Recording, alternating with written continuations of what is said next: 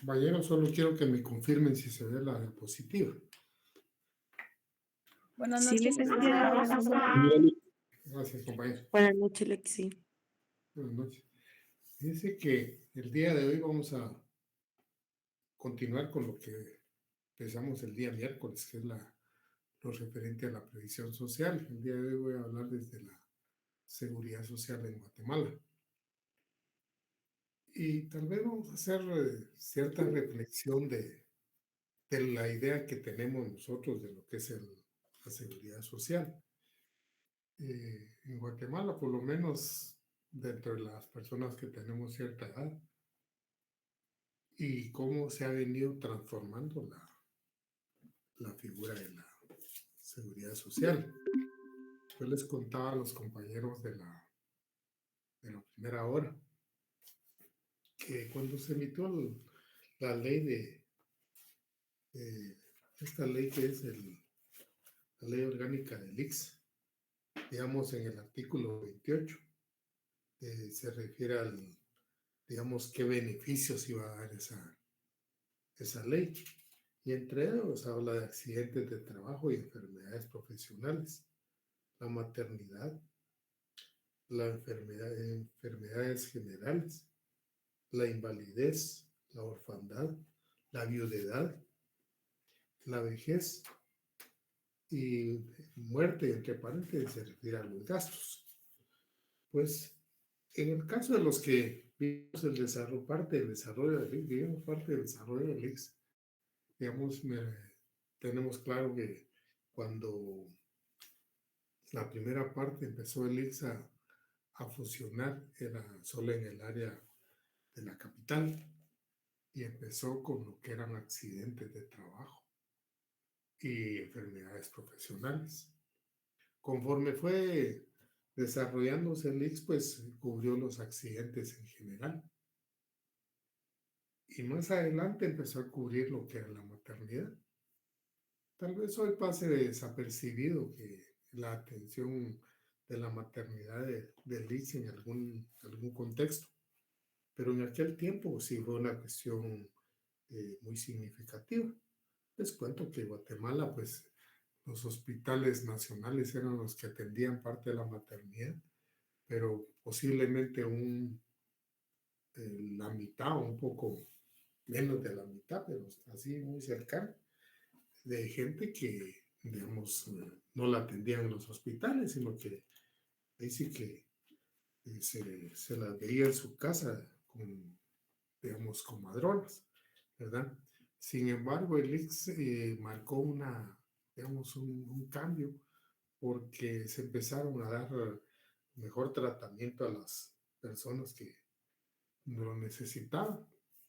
Y luego fue apareciendo el hecho de que el ICS cubría, cuando se trataba de trabajadoras, pues el pre y postnatal. Digamos, eso ya era otra cuestión. Y entonces, aunque no todo el salario, pero ya era un beneficio. Entonces les digo, se va viendo la cobertura del ICS por el ámbito de la atención médica.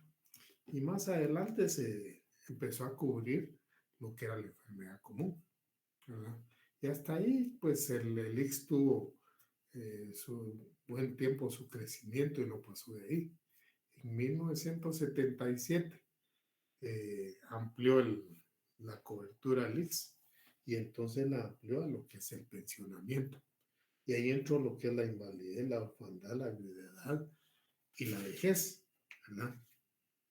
En principio, pues solo era prácticamente el aporte de la parte impositiva, porque empezamos a pagar los que ya trabajamos en ese tiempo un poco más de ALIX y tener la expectativa que a futuro nos podíamos jubilar, ¿verdad?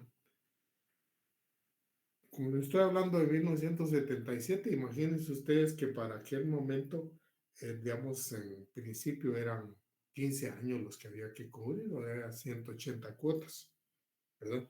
Y 60 años. Eso fue la primera parte de cobertura del ICS. Cuando, digamos, el ICS empieza a cubrir digamos, emergencia, por ejemplo, como que lo que es la invalidez, en ese momento empieza a verse el efecto del pensionamiento del IX, ¿verdad?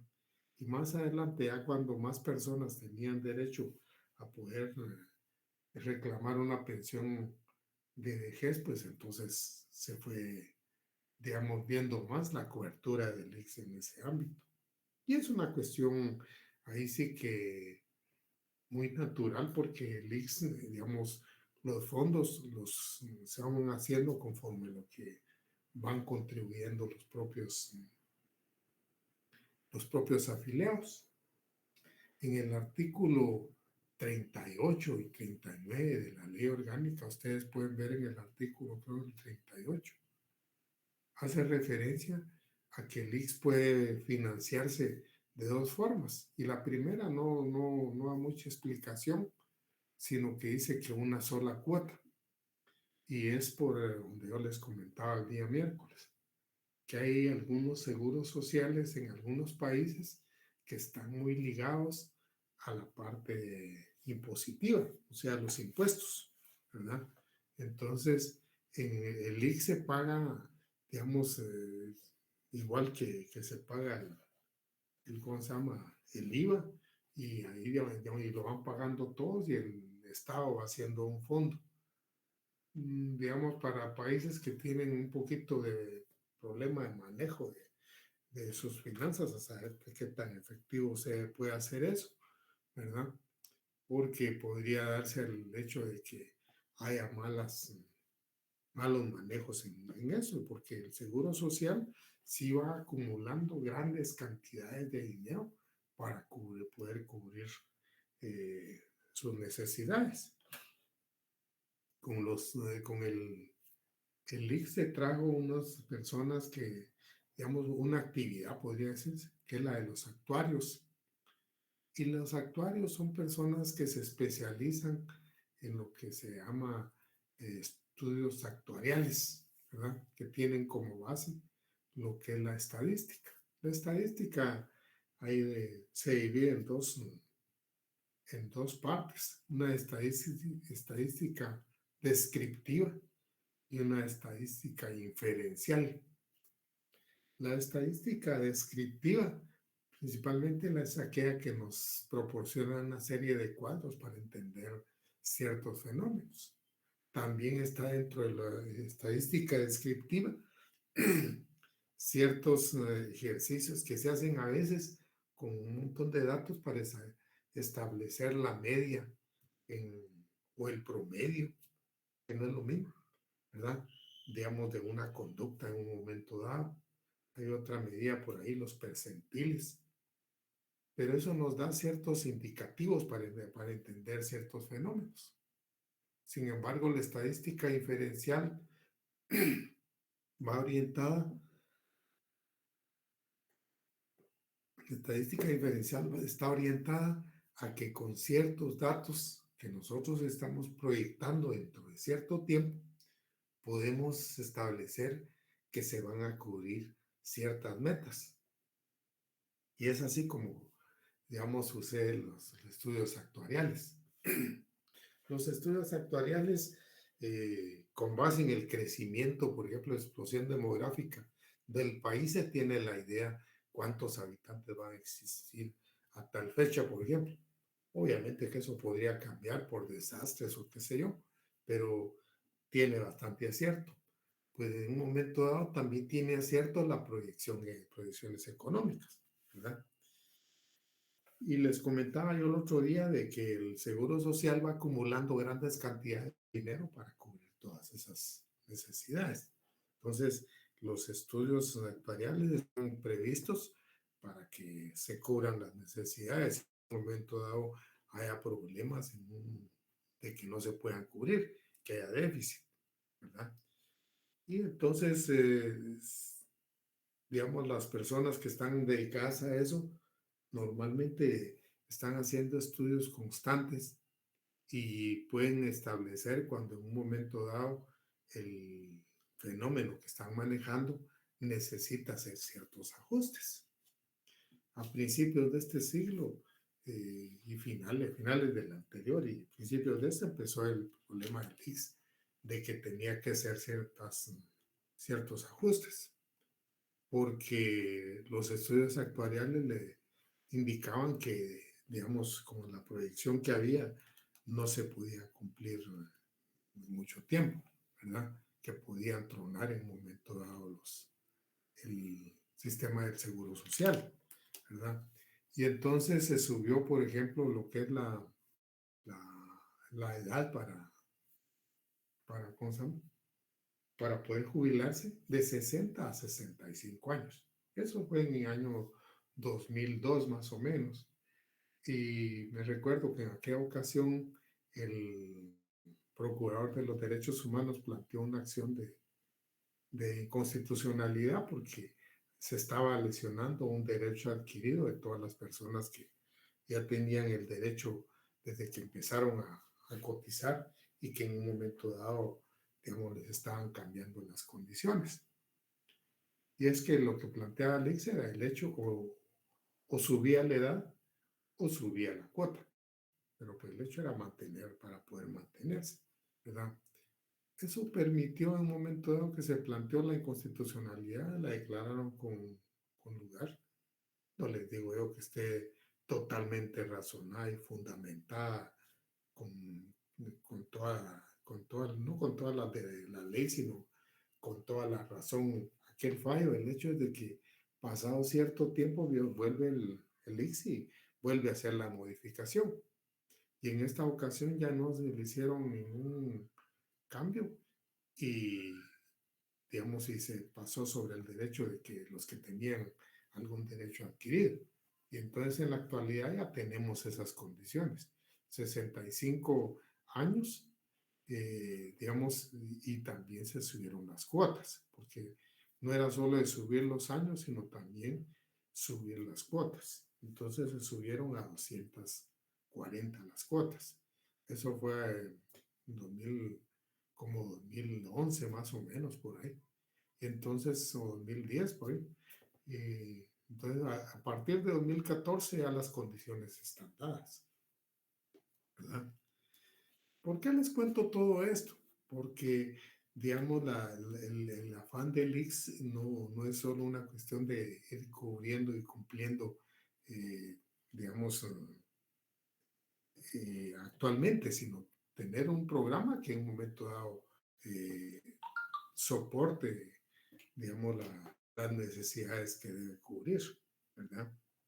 Yo me recuerdo muy bien cuando, por ejemplo, empezó la pandemia y empezaron a haber despidos. El presidente Amatei, yo no sé si como parte de su forma de ser o realmente porque desconocía, hizo el comentario de que, digamos, en ese proceso el ICS iba a tener que pagarles el salario a todas esas personas. Y eso no era posible, pues, porque el ICS no tenía entre la proyección ese tipo de cosas, ¿no? Y en ese sentido empezaron los sindicatos y algunas organizaciones a protestarle porque eso no era posible. Era como decir tronarse al ICS, ¿verdad? Sin embargo, hay lugares donde eso sí se dio. Por ejemplo, en el caso de Estados Unidos tiene la forma de cotización al seguro social vinculado a lo que es la cuestión impositiva. O sea, ahí en ciertos actos se incluye dinero para el ICS y toda la cuestión. Pero ellos sí, en un momento dado, digamos, le cubren cesantía a los trabajadores durante cierto tiempo. Es un poco, por eso es que la base impositiva es un poquito más fuerte, ¿verdad?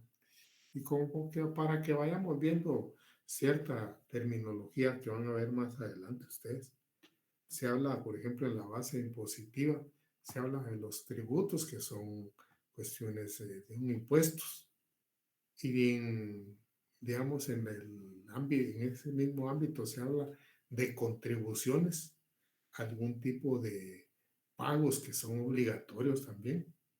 Bien podría decirse que son impuestos, pero difiere en que los impuestos son pagos por los que uno no recibe un beneficio de manera inmediata. Nosotros pagamos impuestos de todo lo que compramos y el Estado, digamos, las autoridades deciden cómo aplican el dinero que ¿cómo se llama?, que pagamos en impuestos, ¿verdad? O sea, no es una cuestión que el pueblo vaya a disponer como para qué se aplica, no. Hay mecanismos y ellos son los que de alguna manera destinan y cómo lo van a invertir, ¿verdad? Y entonces, eso no sucede en el caso así como con situaciones como la de Nix, que eso se llama contribuciones. Y pues necesariamente, netamente no es una contribución porque es una cuestión impositiva, es obligatoria. Pero el hecho es de que la contribución sí se tiene un beneficio directo, ¿verdad? Puede ser que en este momento haya algunos de ustedes que estén pagando IX y podría ser que más adelante no se jubile por alguna situación determinada, por ejemplo, ¿verdad? O, entonces, pero el hecho es que la base latente es que fue creado para eso. Entonces, en esto difiere, digamos, el sistema nuestro, que está desligado, y por eso se maneja como una cuestión autónoma, para que tenga realmente una existencia. Ya no está la existencia de esa institución ligada a las condiciones políticas del Estado, sino que se pueda manejar de una manera autónoma. ¿Por qué les hablo de todo esto? Por la importancia que pueda tener para nosotros el VIX, ¿verdad? Si ustedes, por ejemplo, ven y se dan cuenta de eso que leí el artículo 28, actualmente lo que es los pagos por invalidez, por orfandad, por viudedad o por vejez que hace el IX son cuestiones que están bien reguladas. No sé cuántos de ustedes consiguieron el acuerdo 1124 y cuántos le dieron una ojeada para tener una idea de qué íbamos a hablar, ¿verdad? Porque, digamos, la pretensión es de que conozcan ustedes una ley muy bondadosa. Es una ley muy bondadosa porque da una serie de derechos, ¿verdad? Toda una buena cantidad de derechos. Y lo único que hay necesidad de cumplir ciertos requisitos. Entonces, es importante, por ejemplo, cuando alguien cayó en una situación desafortunada y tiene que pelear una pensión de invalidez, por ejemplo, saber qué requisitos necesita para poder reclamar una cosa de esas, ¿verdad? Saber también que puede considerarse su invalidez como una invalidez total, ¿ves? Y esa evaluación es el IX, una gran invalidez, y que entre un tipo de evaluación de invalidez total y otro de gran invalidez, digamos, hay el aporte que le da el IX a uno difiere un poquito, pues, ¿verdad? Le dan más y es gran invalidez, pero ¿qué se necesita para que se considere gran invalidez, ¿verdad? Entonces, son cosas que yo no se las voy a contar porque a mí me interesa que ustedes lean la ley. Y me interesa que lean la ley para que la conozcan. Cuando, digamos, yo tengo siempre la experiencia que cuando los alumnos van conociendo el código de trabajo en el primer curso y empiezan a ver todo lo que les afecta como trabajadores, se interesan sobremanera, no solo por el curso, sino se interesan por saber, digamos, una buena cantidad de ellos, ¿verdad? Y se interesan porque son sujetos de esa ley de una manera directa, ¿verdad? Ahora, lo mismo podría yo decir en este caso del, digamos, este reglamento del IBS. Es una ley a la que estamos sujetos la mayoría, porque la mayoría estamos afiliados al IX, ¿verdad? Y, digamos, desafortunados los que de alguna manera no están afiliados al IX, porque no pueden tener ciertos beneficios que precisamente esta ley permite, ¿verdad? Porque la ley orgánica del IX es una y tiene todo lo que regula a la institución, pero la ley que establece ciertos derechos sobre pensiones a favor de los trabajadores a favor de los afiliados, perdón, es precisamente este acuerdo, ¿verdad? Entonces, imaginen ustedes, por decir algo, que cuando uno llega a los 65 años en este momento, ¿no? Llega a los 65 años y uno hace cuenta de que ha logrado hacer 240 aportaciones. Y es que para algunos puede ser fácil pensar que las ha. De repente trabajaron solo para un patrón toda la vida. Hay gente que, digamos, ha tenido esa conducta. Pero hay gente también que no ha tenido esa oportunidad o sencillamente ha buscado la forma de mejorar de un lado a otro, qué sé yo, y entonces ha pasado por una buena cantidad de patronos. Habrán otros que han tenido la suerte de que con algunos patronos han pagado ICSI y con otros no. Y entonces el tema está empezar a hacer cuentas de la cantidad de cuotas que hay, ¿verdad? Y yo les digo otra cuestión. Como eso es contra comprobación, el IX, digamos, de las cuotas que uno señala como haber pagado, el IX lo corrobora en los registros que tiene. Ellos tienen registros de todas las cuotas que se han pagado, ¿verdad? Claro que no lo tienen individualmente por trabajador, lo tienen por patrón, pero de alguna manera llevan esos registros. Entonces comprueban de que se han llegado las cuotas. Imaginemos entonces, por ejemplo, ya tenemos la idea de que a los 65 años y si se tiene las 240 cuotas, porque a partir de 2014 todos tienen que tener 240 cuotas. Alguien, digamos, tiene la idea que cubre esos dos requisitos, que son los elementales, y presenta su solicitud, ¿verdad? Todas las solicitudes que le hagan al IX en la vía administrativa, quien las resuelve en definitiva es la gerencia general. Bueno, la gerencia general emite una resolución y le contesta que le niega de momento la pensión porque apenas tiene, o no apenas, sino ha llegado a 235 cuotas, por ejemplo. Bueno, no puede alegar en ese momento, mire, tengo la mayoría, no, tiene que tener 240, ¿verdad? Y entonces tiene 235 cuotas. Claro que eso tiene alguna salida, pero en ese momento prácticamente le está denegando la pensión.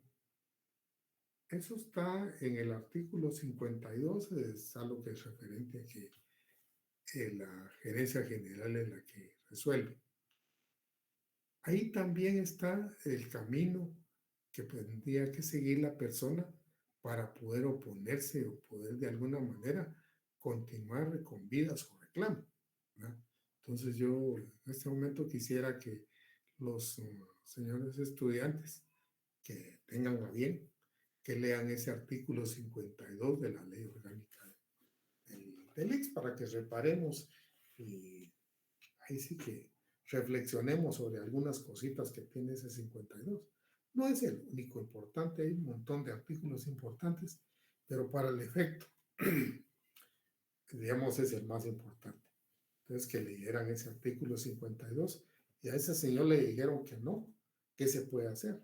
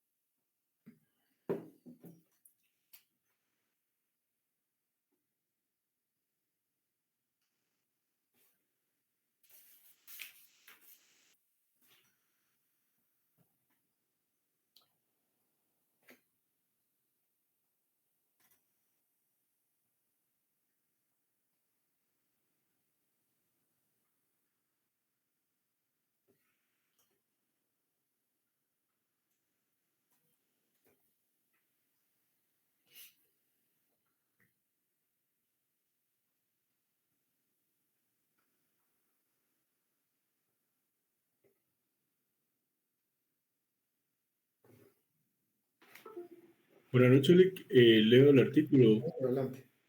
Dígame. Leo el artículo 52. No, no quiero que lo lean. Mire, yo no les pido que lean porque hay otros haraganes que ni siquiera se preocupan de conseguir las cosas. Y entonces que tomen participación, que participen buscando cómo se resuelve en la vida también, ¿verdad? Yo lo que pido es qué tendría que hacer la persona esta que le negaron esa pensión que solicitó.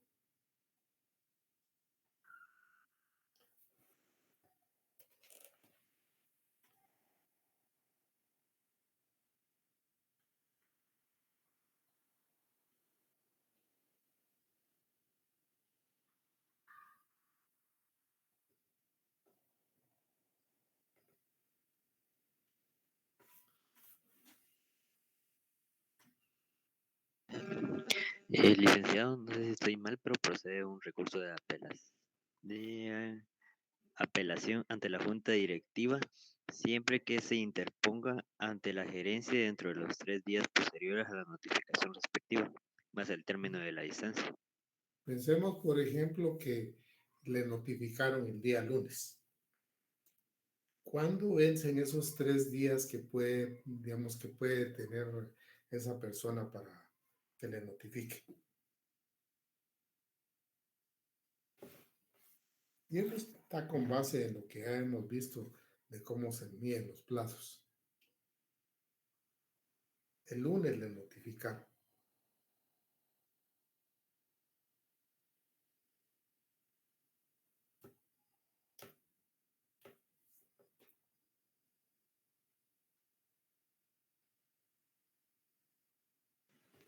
Lo resolverían el jueves, licenciado.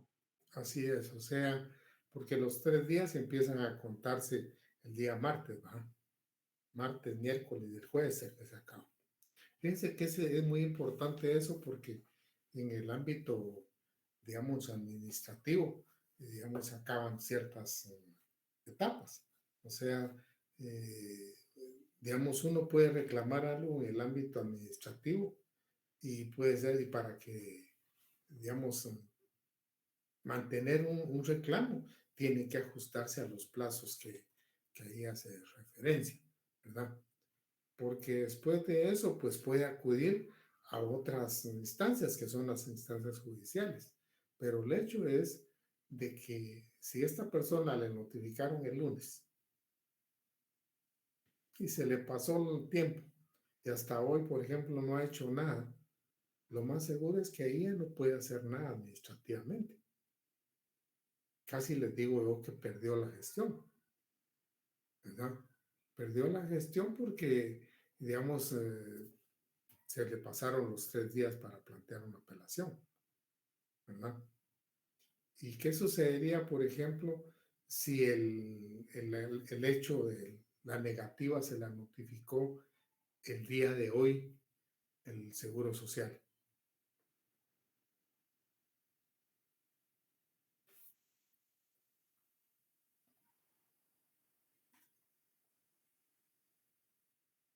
¿Cuándo vencerían los 3 días? El miércoles, licenciado. Pero el miércoles es asueto. Ese sería el jueves porque son días hábiles. Pues, ajá. Esto se los planteo yo como un repasito para que nosotros veamos que en todos lados todo el derecho siempre va a estar vinculado en todo sentido, ¿verdad? Entonces, se plantea el recurso de apelación y podemos ver en este caso que en el ámbito del Seguro Social no hay recurso de revocatoria, no hay recurso de reposición. Se los digo pues porque para que lo tengamos claro, ¿verdad?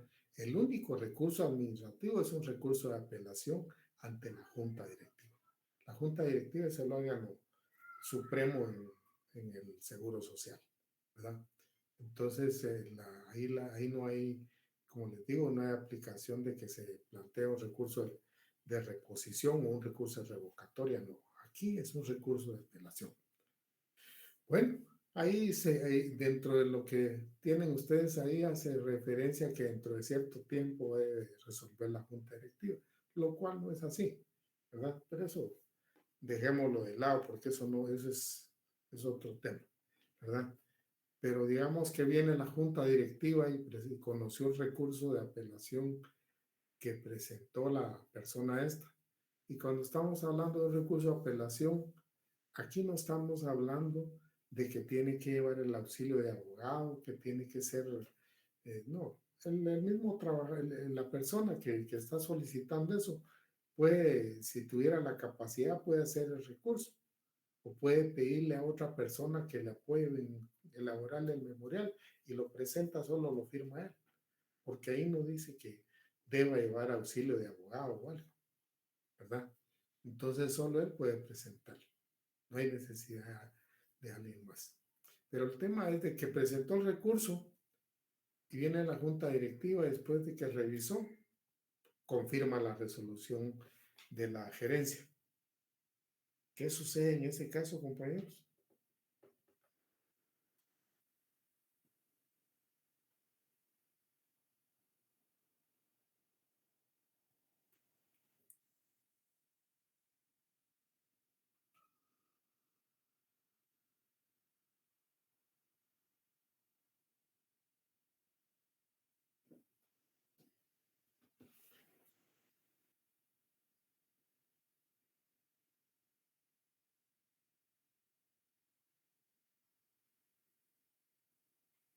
Yo no sé si leyeron completo el artículo 52.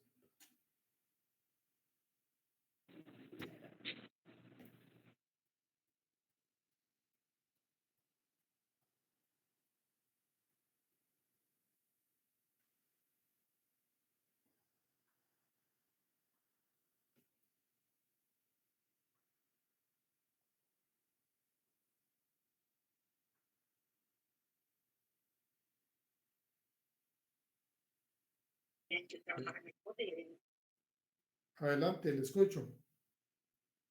Pégase más al micrófono.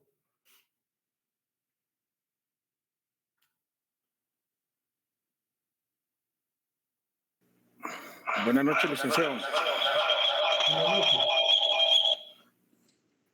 Adelante. Sí, me parece que habla específicamente de que este tipo de cuestiones solo puede discutirse dentro de los tribunales de trabajo y de previsión social. Ajá. ¿Qué más? Y esto es para que queden de una vez establecidas las resoluciones de la junta directiva, ¿verdad? Y sean admisibles las demandas. Pero no hay nada ahí que les llame la atención a ustedes.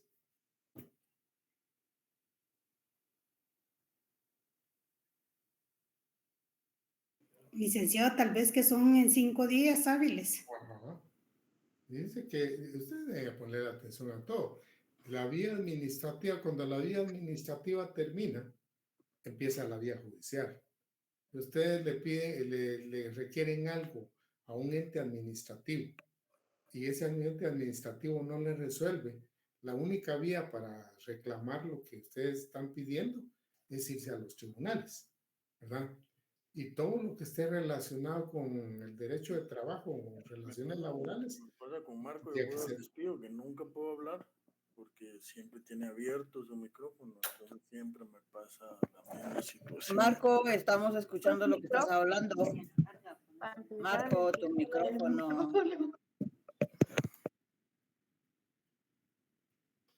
Ya, les comentaba yo que, digamos, todo lo que uno plantea ante las autoridades administrativas, por ejemplo, si no le resuelven ahí, uno tiene como otra vía, la vía judicial. O sea, digamos, la función del organismo judicial no es solo resolver conflictos entre particulares, es también resolver los reclamos que se hagan al Estado, a las diferentes entidades del Estado, ¿verdad?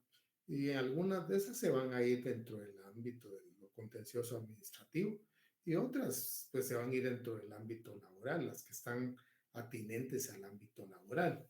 Y lo de previsión social no es derecho de trabajo, pero está, digamos, yuxtapuesto al derecho de trabajo, y ahí mismo la ley orgánica lo dice, ¿verdad? Se debe acudir a los tribunales de trabajo. Ahora, lo que yo, digamos, por lo que yo les hago este ejercicio es para que ustedes vean lo corto que son los plazos, ¿verdad? Lo corto que son los plazos para en un momento dado accionar por ese tipo de derechos, ¿verdad? Y el caso es de que, digamos, ese artículo, ese acuerdo 1124, vean ustedes cuántas cuestiones tiene. Y le digo que mucha gente no conoce ni siquiera de qué derechos tiene ahí. Cuando yo empiezo a dar el curso de Derecho Laboral 1, vean ustedes, yo no sé si a ustedes les pasó, ¿verdad? Pero seguramente algunos de ustedes estuvieron conmigo, y uno de profesor, ahí sí que percibe una situación, y es el hecho cuando el alumno se empieza a sentir más interesado por el tema, porque le afecta directamente como trabajador. Entonces se interesa por conocer más. Pues esta es otra parte que nos interesa. Y nos interesa no solo porque, digamos, a futuro, ustedes están jóvenes, obviamente, pero posiblemente entre unos, qué sé yo, 20, 30 años o más, van a estar en un momento dado, digamos, ante una situación de poder gozar de una pensión, por ejemplo. O a nivel presente, por ejemplo, hay alguna persona de su familia, algún vecino que tiene derecho a ciertas cuestiones y nadie le dice eso, ¿verdad? Porque en ese acuerdo, miren ustedes, tienen una serie de cosas que tal vez no son prestaciones jugosas, pero no son nada despreciables, ¿verdad? Ahora bien, vean los términos tan cortos para poder accionar. Porque, por ejemplo, en el ámbito, digamos, laboral, casi todas las cuestiones que se plantean, tenemos unos 30 días hábiles, como solo en algunos serán 20, pues, pero en los que son la mayoría tenemos 30 días para poder accionar. Tenemos la posibilidad incluso de ir a la inspección y abundar más esos 30 días, porque vamos a la inspección y se interrumpió, y cuando termina la inspección empiezan a contar otra vez los 30 días. Aquí no hay ese chance. Aquí los plazos son cortitos y no hay otra salida, ¿verdad? Entonces, ¿por qué los traigo yo a que vean la ley orgánica del IX? Para que vean que, digamos, el IX no lo debemos ver como una institución así nada más que existe y ajena a nosotros. No, está vinculada a nosotros. Laboralmente está vinculada. Perdone, licenciado, la interrupción. América Noemí, por favor, tu micrófono. Gracias, compañero.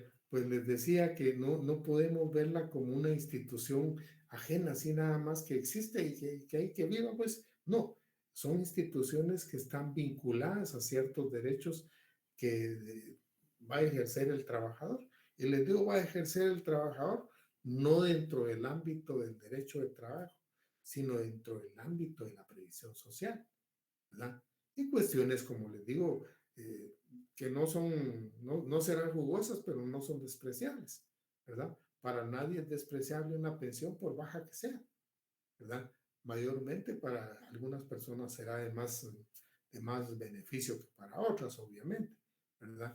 Ahora bien, el tema es, por eso es que yo trato desde mi principio de la clase, de llevarlo de cómo uno miraba una situación como algo ajeno al IX, como ocasionalmente que podía estar vinculado con nosotros si estábamos enfermos. Ahora no, tenemos que verlo, digamos, más vinculado a los intereses económicos también, ¿verdad? Mucha gente, digamos, anteriormente, les cuento, trataba de buscar la forma de ver cómo no pagaba X. Ahora, el hecho de que alguien no lo incluya para pagar X, no le están haciendo un favor, le están haciendo un perjuicio, ¿verdad?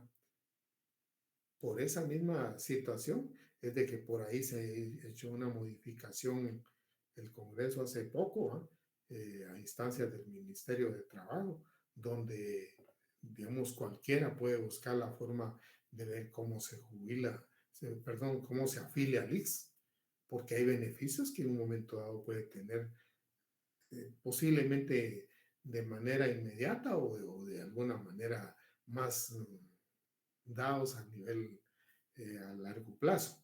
Y les digo, a corto plazo, por ejemplo, cuando se entra en una situación de desafortunada, de una invalidez, por ejemplo, ahí no se requiere los requisitos que se quieren, como, por ejemplo, para la vejez.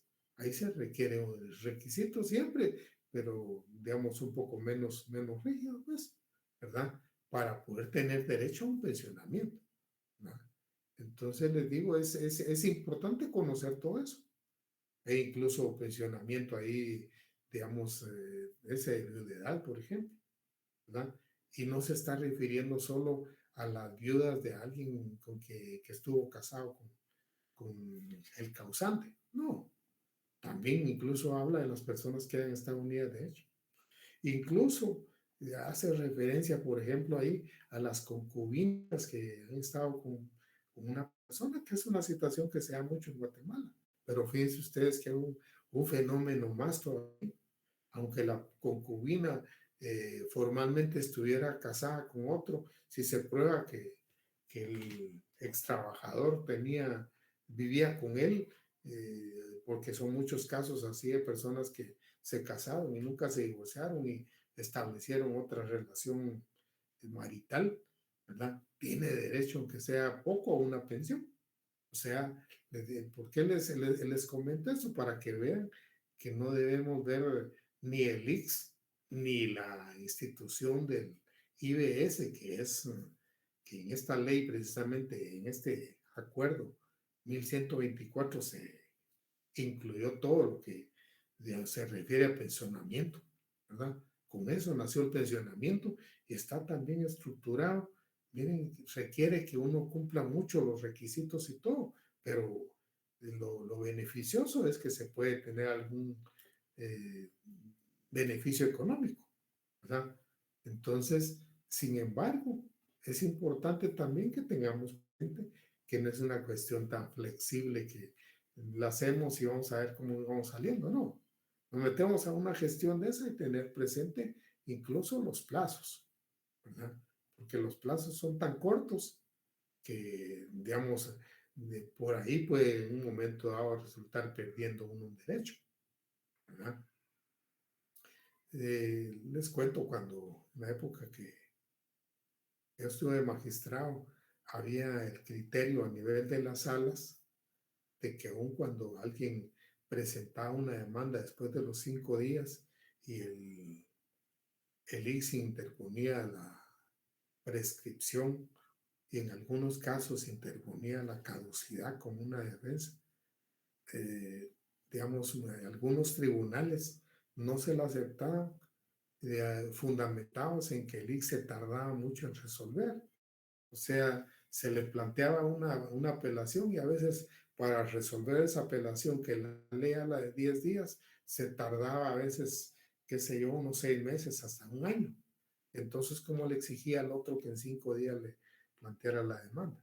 ¿Verdad? Hacía ese razonamiento, hacían los juzgados. Y las salas buscábamos forma de resolver, digamos, darle confirmar ese fallo precisamente del juzgado. O a veces venían con lugar, regresarlo para que tuviera validez. Darle de alguna manera poca efectividad a esos 5 días. Pero esa era una cuestión de un fallo judicial, no de lo que dice la ley. Imaginen ustedes que las autoridades de los tribunales y la misma CC constantemente están cambiando y cambian los criterios también. Puede ser que en un momento dado esos criterios que yo les estoy planteando, que los hicimos valer en aquel momento, no estén vigentes en la actualidad, ¿verdad? Entonces sí es necesario en un momento dado tener en cuenta los plazos esos, ¿verdad? No sé si hay algún comentario de alguien, compañeros.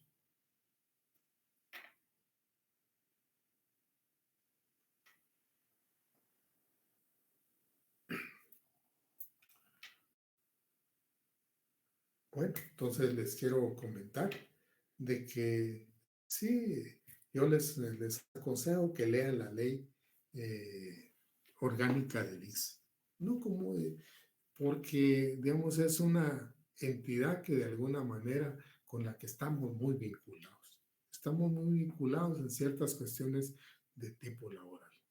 No es una situación a la que podemos ver como algo ajeno. No, como trabajadores eh, estamos vinculados porque la previsión social está vinculada en el ámbito laboral a través no solo de que es el cuerpo de normas más afines, sino que a través de que las instituciones de previsión social solo se pueden financiar dentro del ámbito del derecho de trabajo, ¿verdad?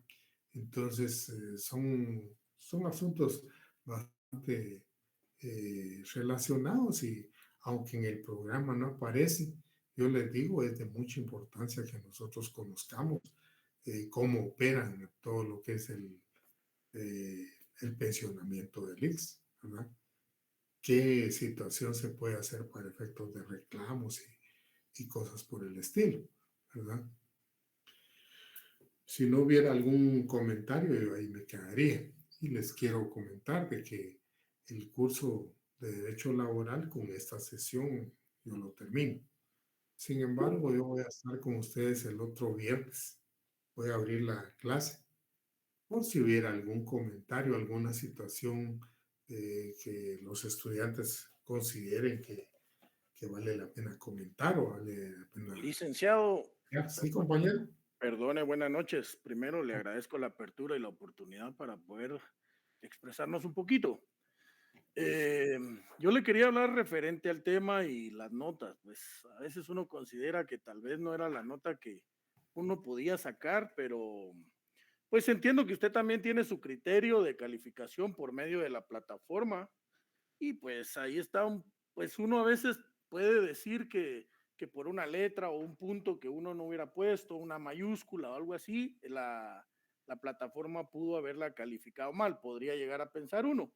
Pero mi tema no es entrar en ese tipo de polémica con usted, sino tal vez la oportunidad, ya que usted está terminando su curso, como bien decía en este momento, que nos brindara la oportunidad de por lo menos con algún trabajo o no sé, alguna prueba extra para mejorar esa nota del segundo parcial, licenciado, si fuera posible, por supuesto. Fíjense que yo les voy a comentar así con claridad y les comento que a mí, digamos, siempre que yo presento notas, no sé si a otros profesores les pasa, pero siempre, digamos, cuando se presentan las notas del segundo parcial, digamos, hay la pretensión de algunos estudiantes de ver cómo mejoran la nota y llegan a lo mínimo. Para mí es una situación incómoda porque lo que evidencia prácticamente el resultado es que hay poco conocimiento del curso, ¿verdad? Y eso no se mejora a través de un trabajo, porque, digamos, hasta el día de hoy, la prueba del conocimiento que uno va a adquirir se tiene a través de los exámenes, ¿verdad? Y entonces yo le digo, si de 70 puntos alguien no logró llegar, por ejemplo, ni a 31, realmente su situación está bastante mal, pues yo así lo veo. Te digo que incluso algunos de los que tienen baja nota, yo ya los ayudé en la primera calificación y le voy a contar cómo. Digamos, yo en la primera calificación siempre trato de darle cierto, digamos, empuje, podría decirse, o cierto apoyo a los que están muy bajos y a los que sacan de 0 a 5 puntos, les doy 3 puntos. A todos los que sacan de 0 a 3 puntos. O sea, que aquel que sacó 8, que esté seguro que tenía 5, ¿verdad? O tenía 6, porque de 6 a 9 puntos les doy 2 puntos, ¿verdad? Entonces, aquel que tiene, por decirle algo, 9, lo más seguro es que tenía 7, que no crea que tenía 7, ¿verdad? Y de 10 puntos a 14 les doy 1 punto. Aquel que sacó 15, y que tenga seguro que lo que tenía era 14, ¿verdad? Entonces les digo, y muchos de los que no llegaron a zona están dentro de ese rango. Entonces, yo los ayudé en esa etapa. Lick, Sí, dígame. disculpe, pues ahí apoyando al compañero con lo que dijo y entiendo lo que dice, pero por ejemplo, a los que quizás solo nos falta 2 puntos para llegar a zona mínima, ¿no habrá posibilidad de que nos pueda hacer alguna prueba o un trabajo de 2 puntos para poder llegar a zona mínima? Usted ya vio su resultado en Sí, Lick, y yo estoy entre las que ni siquiera tiene mi número de carnet, no entiendo por qué, porque hasta mi correo institucional tiene mi número de carnet, pero como lo ya indicaron vio al los principio. resultados de ¿cómo se llama? De la facultad. Sí, Lick, y no, Pues yo no me recuerdo que hay alguien que se haya quedado con 29. ya, Por eso pero por eso le pregunto, si usted ya vio los resultados. déjeme ver, voy a ver, porque yo Hablemos vi a el que partir de que vean sus datos. yo vi el que compartieron en el grupo, que es en Por eso, donde, pero yo también les dije la semana pasada que les iba a pasar los datos y los datos de la facultad, o sea, ya la zona propiamente. Les di los otros datos para que sepan cómo están integrados, pero primero miren sus resultados. es que yo vi, Lick, y saqué 29 y ni siquiera llegué a zona mínima, la verdad no sé qué tan mal me habrá ido como para no Pero haber llegado a zona mínima. ¿está segura que 29 tienen en el otro dato? Déjeme corroborarle. No, por eso véalo primero. Yo le digo, si usted solo vio lo que yo les di en Classroom, eso es una cosa. Yo les dije que iban a tener los 2 datos. Y el dato que les estoy proporcionando de Classroom es solo para que ustedes miren cómo está integrado. Liz, perdone, buenas noches. Fíjese que acá tengo las notas que usted amablemente nos proporcionó, las que están ya en cartelera. Y sí hay varios 30. En cartelera, seguro. En cartelera, ajá. Ya en los cuadros preliminares que usted amablemente nos, bueno, que se descargaron y aparecen varios 30. Sí, Lick, nos dieron dado la oportunidad de un trabajo, Lick, una No, noche. yo no sé qué pudo haber pasado ahí porque yo revisé y yo le digo, yo no dejé a ninguno ni con 30 ni con 29. Yo sí, y eso incluso, si ustedes ven, digamos, no sé si eso pueden establecerlo, pero cuando yo les pasé esa información, la subí a Classroom y al otro lado era como la 1 de la mañana, porque tuve que salir y cuando regresé, como les había dicho que el día miércoles lo iba a hacer, me vine a trabajar. Entonces, yo les digo que alguien me diga que hay uno de 30, uno de 29, y yo lo veo difícil, pero voy a revisarlo, pues. Yo, digamos, creo que un par de puntos sí se los puedo dar y se los doy nada más, pero más no. Disculpen porque el tema es de que, digamos, puede haber la idea, si por qué puede dar, por qué no puede dar 3, por qué no puede dar 5. No, ahí tiene que haber un parámetro, ¿verdad? Entonces les digo, yo tengo la idea de que nadie se quedó con 30. Licenciado, perdone la intervención. ¿Sí? Fíjese que no hay 30, hay 31, hay 27, hay 32, pero 30 no hay.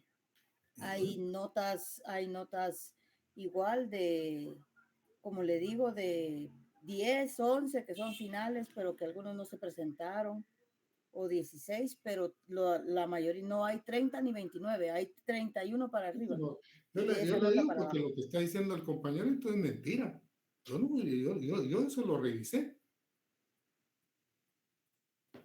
Hablemos con la verdad. Sí, Rick, perdone, fíjese que yo estaba viendo la segunda columna y tiene razón la compañera. Ahorita estoy revisando, yo estaba viendo el segundo parcial y que sí, efectivamente, no hay ninguna nota que esté abajo de 31. Disculpe.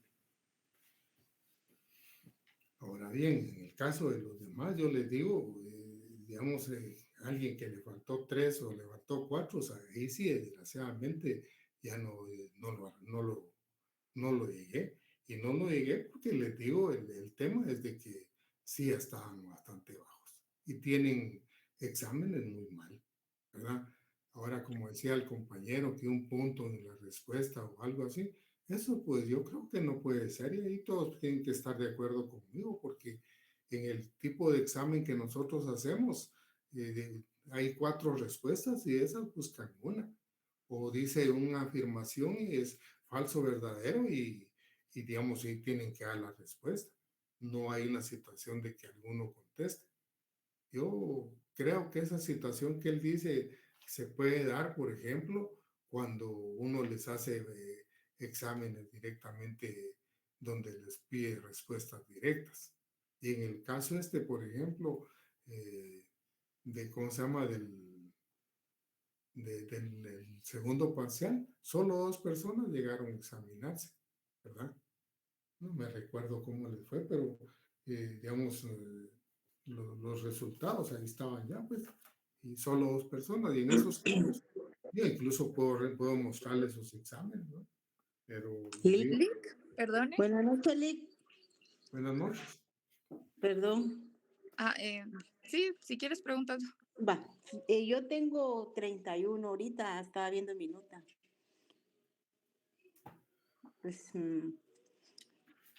necesitamos ganarla con 30 porque pues se gana con 61, ¿no?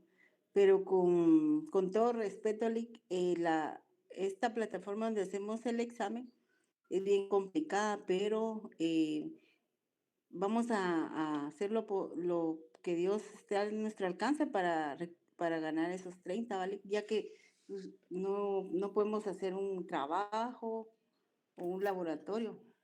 No, mire, yo siento que si alguien llegó a 31, tuvo el chance de poder, digamos, o ganar la clase o llevarle en escuela de vacaciones, ¿verdad? Que yo les ayude para que mejoren eso, olvídense, no voy a hacerlo. Y no voy a hacerlo porque les digo que, digamos, eso no mejora los conocimientos de los que vimos en clase. Aquí seamos objetivos, ¿verdad? Es, digamos, esa situación, algunos profesores lo ocupan, pero les digo, no es una situación real. Yo pienso, no sé, y yo le exijo al estudiante, por ejemplo, y no lo ayudo en cuestión de que puro tubo tenga que ganar, porque aquí no estamos en una situación de educación integral. Cuando estuviéramos en una parte de la educación integral, yo dijera, si alguien no aprendió a leer bien o no aprendió a hacer tal y tal cosa de matemáticas, bueno, la vida va a ver cómo le va a ir, ¿va? Pero cuando estamos hablando ya de cuestión de enseñanza, de instrucción, de preparación para desempeñarse laboralmente, uno tiene que estar lo mejor preparado. Ahí no es una situación de que dejan pasar todos. Yo ahí, disculpen, pero con los pedagogos sí no estoy de acuerdo, porque siento que se puede tener un criterio en la educación integral, pero en la educación de instrucción no, ¿verdad? Porque ahí sí le exige una capacitación, pues. Disculpe, Lick, solo una pregunta. Ajá. Para el examen final, quería saber si va a venir de todo el semestre o solo de lo último que vimos.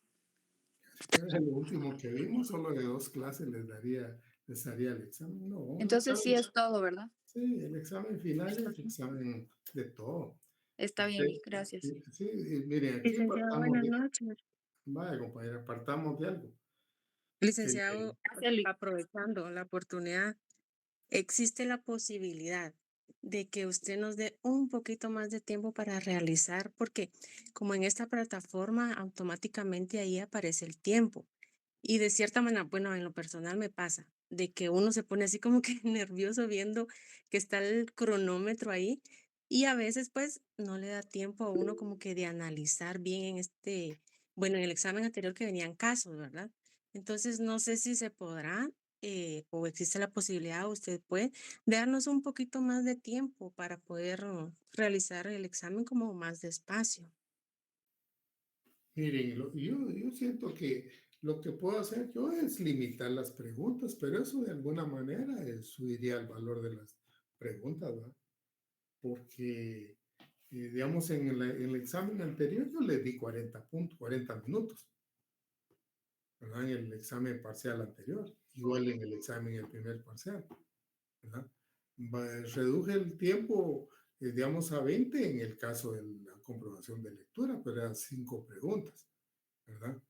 Y 20 minutos yo considero 4 minutos para cada respuesta, no sé, y si el tema es de que uno conoce lo que le están planteando, fácil encuentra la respuesta. Yo les digo algo, aquí hay limitación de tiempo porque el estudiante no tiene que elaborar respuesta.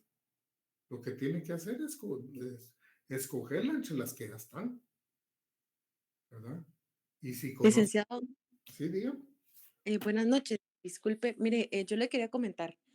En mi caso, yo sí pasé a zona mínima, gracias a Dios, pero como usted dice, uno está consciente de lo que uno está pues respondiendo y considero yo que mi nota tiene alguna discrepancia porque en la prueba corta yo vi que saqué 0 y póngale que uno cuando está seguro de lo que responde, uno al menos espera una nota, tal vez no o sea, pues la nota total, pero sí al menos una nota, o sea, de 0, pues, ¿me entiende? Entonces, quisiera saber si usted pudiera apoyarme en hacer revisión solo de eso, y si la nota está bien, pues yo me voy por bien servida, pero No sí, no hay ningún problema, compañera. El día viernes próximo hacemos la revisión de su examen. Yo ahí sí que también siento a veces, por ejemplo, en el caso suyo, usted fue la única que sacó 0.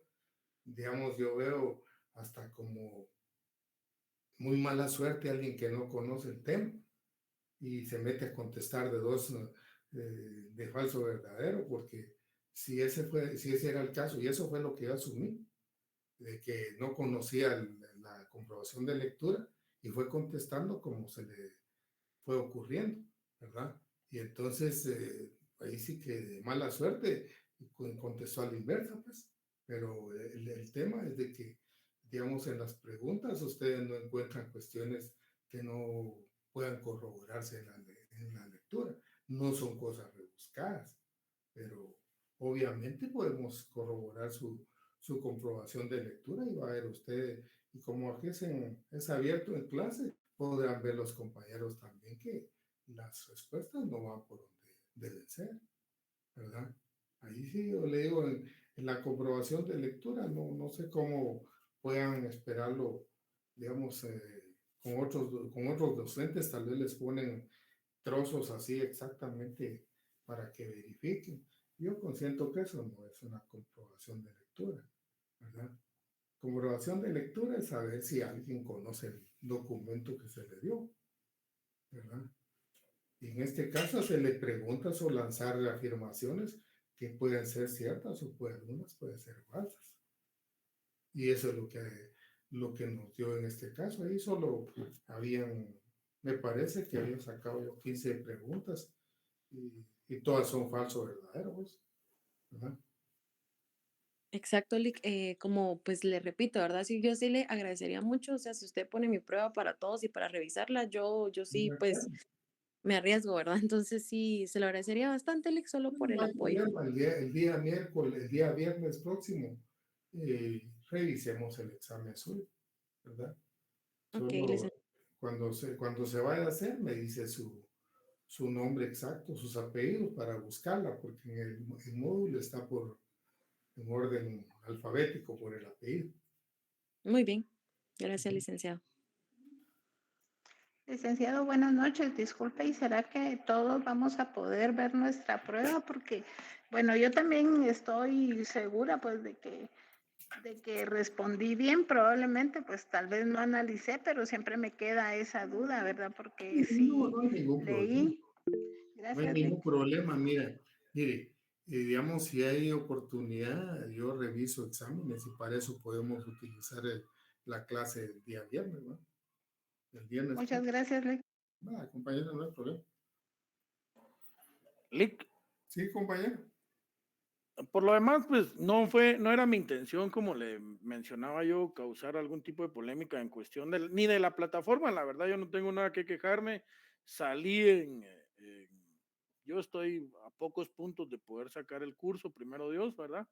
Y si me aplico, como bien es dicho ahí, yo de mi parte, pues solo agradecerle por el grado de dificultad que nos pone, como bien dice usted, no estamos ni en un colegio ni en una educación especial, ¿verdad? Entonces el grado de dificultad es válido y lo demás pues depende de nosotros, ¿verdad?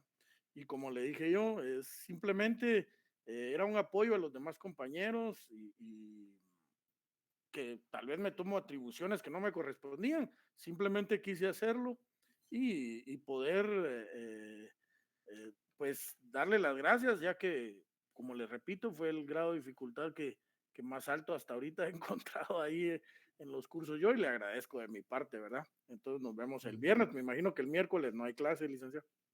No, el miércoles no hay clase. Dice que yo le agradezco sus palabras y les comento algo. Y se los comento, digamos, tal vez porque encuentran ustedes mis exámenes con mayor dificultad.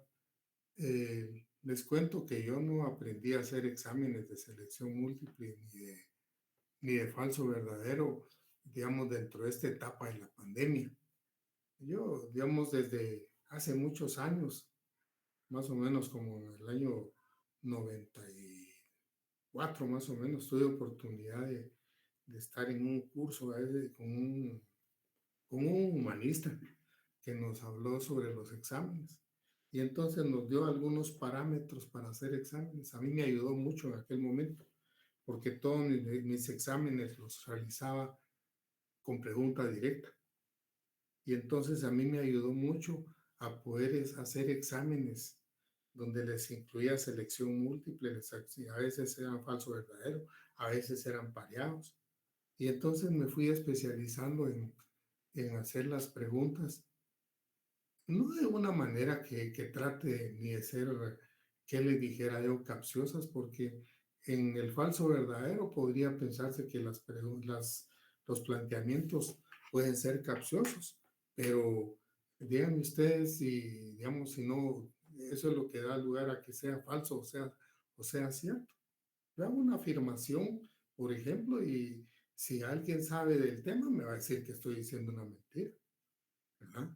Y no es una pregunta capciosa.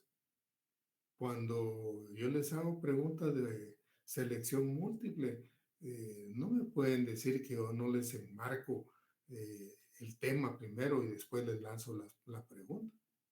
Esa es una cuestión que yo aprendí. Estuve examinando privados y luego pues busqué la forma de retirarme. Y entonces uno cuando empieza a hacer ese tipo de cosas debe darle una orientación sobre qué le va a preguntar al estudiante, ¿verdad? Y les digo yo, mis preguntas de falso verdadero, estoy consciente que así es. Yo le doy al estudiante el entorno de qué le va a preguntar y luego le lanzo la pregunta. Y lo hago para facilitarle, para ubicarlo, ¿verdad? Si alguien no conoce el tema, entonces en un momento dado, obviamente se va a desubicar, ¿verdad? Pero eso me da un indicio a mí de que no conoce el tema. Lick, otro temita, y perdone, pues tuvimos a bien tener su libro ahí para profundizar en el tema de las clases que usted nos daba. Yo muchas veces seguí en el libro, pues el tema que nos iba dando y pues sí era el mismo tema, ¿verdad? Incluso algunas mismas palabras. Entonces, mi pregunta es, ¿podemos, para aquellos, como bien dice usted, que no han profundizado, pues leer el libro y de ahí vendrá igual porque fue lo mismo que nos dio en todo el curso, ¿verdad? Gracias, sí. No, sí, yo les digo, digamos, el examen final no va a variar, va a variar en contenido, no en forma de preguntas. Ahora, en cuanto a lo que usted refiere del libro, Piensen ustedes que el libro, yo empecé a hacer el libro de Derecho Laboral 1, precisamente porque yo soy enemigo de la pérdida de clases, de pérdida de clases propiamente en el primer semestre por causa de la huelga de Dolores. Yo siempre asistí a ver la huelga de Dolores y mis hijos participaron en la huelga y todo, pero el hecho de perder tanto viernes, se pierden como 6 viernes, no es de ahora. Antes hoy se han perdido menos, porque en esta cuestión no hay forma de interrumpirlos. Allá iban a los muchachos a leer el boletín y ya interrumpían las clases. Y entonces yo empecé a buscar la forma de trasladarle a los estudiantes mis clases, ¿va? Hice el primer libro. Y si ustedes se dan cuenta, yo no hice un libro para lucrar con él. Cuando yo empecé a vender ese libro, lo vendí en 45 quetzales a los libreros y ellos los vendían en 60. Y a la fecha yo lo vendo en los 80 quetzales. ¿Y cómo se llama? Y ellos lo venden, digamos, allá en la facultad a 100, a 110 por ahí. En la librería jurídica lo vendían más caro. Pero si ustedes hacen comparación de ese libro con otros similares, otros de otros catedráticos que están dentro de la misma área mía, se van a dar cuenta que es otro mundo los precios. Porque a mí no me interesa lucrar con el estudiante. A mí me interesa transmitir lo que yo sé, ¿verdad? Repartir lo que yo sé. Eso es lo que he tratado de hacer siempre. Entonces les digo, sí, para efectos de examen, pues tengo que ser estricto porque esa es prácticamente la obligación del estudiante salir, ¿verdad? Pero ahí estamos, compañeros, ¿verdad? Entonces, si no hubiera más, quedémonos ahí y podemos conversar el día viernes próximo. Muchas gracias, licenciado. Que pase feliz noche. Gracias, que pasen ustedes. Gracias, licenciado. Más como yo. Feliz noche, licenciado.